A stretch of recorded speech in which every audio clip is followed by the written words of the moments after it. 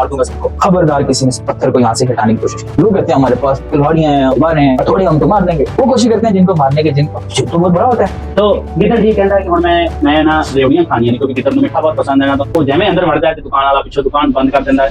और जिन फिर मारे कौन है? मैं आवाज़ दिखा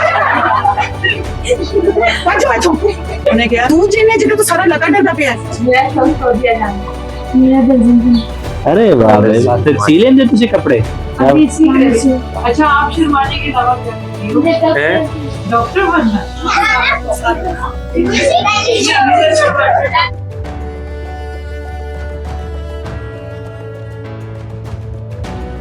यहाँ देखना आपने वो रेड वाला उसकी तरफ जाएगा, ठीक है? दबाओ यहाँ से ना,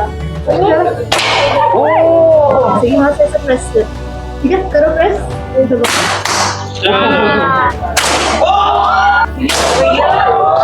चलो वो भी उनका फायदा ही है, करो प्रेस। ये नाम ले।